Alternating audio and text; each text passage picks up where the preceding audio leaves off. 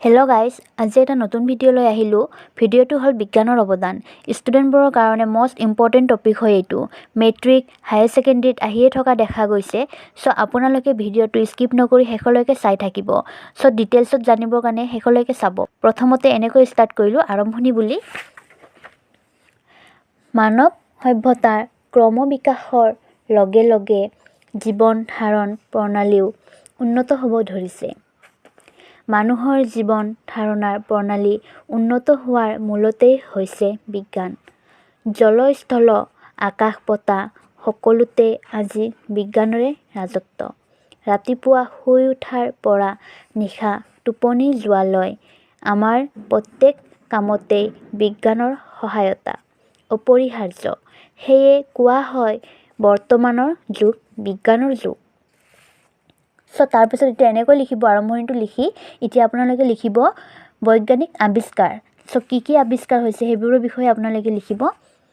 তো অতীজত মানুহে হাবিৰ মাজত পৰ্বতৰ গুহাত বাস কৰিছিল। ঘৰ বান্ধিবলৈ, খেতি বাতি কৰিবলৈ, জুইৰ ব্যৱহাৰ কৰিবলৈ তেওঁলোকে নাজানিছিল।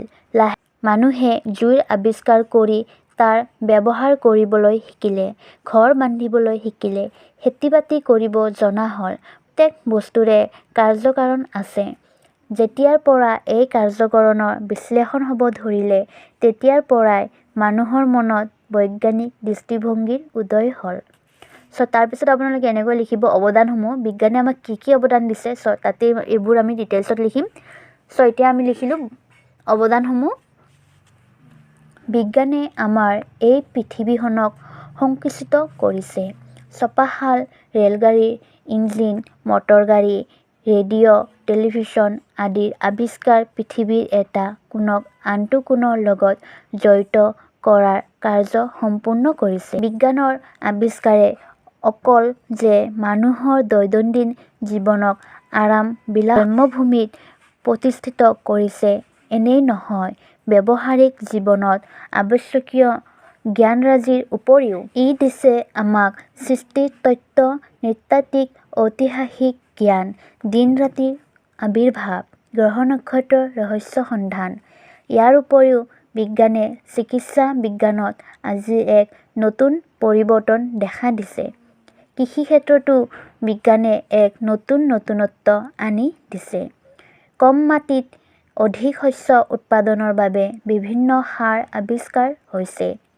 খেতি বাতিৰ বাবে বিভিন্ন আহিলা-পাতি আৱিষ্কাৰ হৈছে। ইয়াৰ ফলত কৃষকৰ কষ্টৰ পৰিমাণ লাঘৱ হৈছে আৰু উৎপাদন প্ৰচুৰ বৃদ্ধি হৈছে। ৰাতিপুৱা শুই উঠাৰ পৰা ৰাতি শোৱালৈ বিজ্ঞানৰ অৱদান। কিয়নো ৰাতিপুৱা শুই উঠিয়ে ব্ৰাছ আৰু কলগেট হাতত লওঁ, পানীৰ টেপটো খোলোঁ, এয়াই বিজ্ঞানৰ অৱদান। গৰম দিনত বিজুলীৰ ব্যৱহাৰ, পাংখা, ফেন, ৰেফ্ৰিজাৰেটৰ আদি ব্যৱহাৰ আৰু ঠাণ্ডাৰ দিনত হিটাৰকে ধৰি আটাইখিনি বিজ্ঞানৰে অৱদান। মুঠতে বিজ্ঞানৰ অবিহনে বৰ্তমানে মানুহে এখোজো দিব নোৱাৰা হৈছে। ইয়াৰ উপৰিও গোটেই পৃথিৱীখনৰ খবৰ আমি ঘৰতে বহি মোবাইল, টেলিভিছনৰ দ্বাৰা পাওঁ। মোবাইলৰ ব্যৱহাৰে মানুহে ইজনে সিজনৰ বাৰ্তা সহজে ল'ব পাৰে। চ' গাইজ, এতিয়া আপোনালোকে এনেকৈ লিখিব সামৰণি বুলি। চ' আৰম্ভণি আৰু সামৰণিটো আপোনালোকে দিবই। চ' এতিয়া সামৰণিখিনি আমি লিখি ল'ম। বিজ্ঞানে কৃষি শিল্প, বাণিজ্য, যাতায়ত আদি আটাইৰে পৰিৱৰ্তন সাধিছে।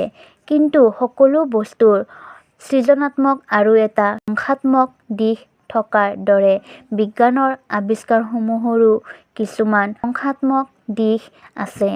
বিজ্ঞানে বিভিন্ন মাৰণাস্ত্ৰ, এটম বম আদিও বিজ্ঞানৰে আৱিষ্কাৰ। বাবে ই অভিশাপ স্বৰূপ হৈ পৰে সময় সাপেক্ষে।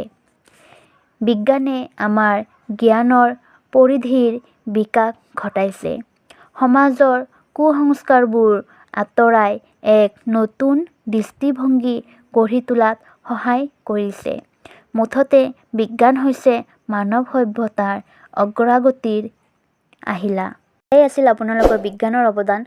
সো যদি আপোনালোকৰ কিবা আৰু জানিব লগা থাকে মোক কমেণ্টৰ জৰিয়তে জনাব। যদি ভিডিঅ'টো ভাল লাগিলে লাইক কৰিব, কমেণ্ট কৰিব আৰু ছাবস্ক্ৰাইব কৰি দিব। ভিডিঅ'টো শেষলৈকে চোৱাৰ বাবে ধন্যবাদ।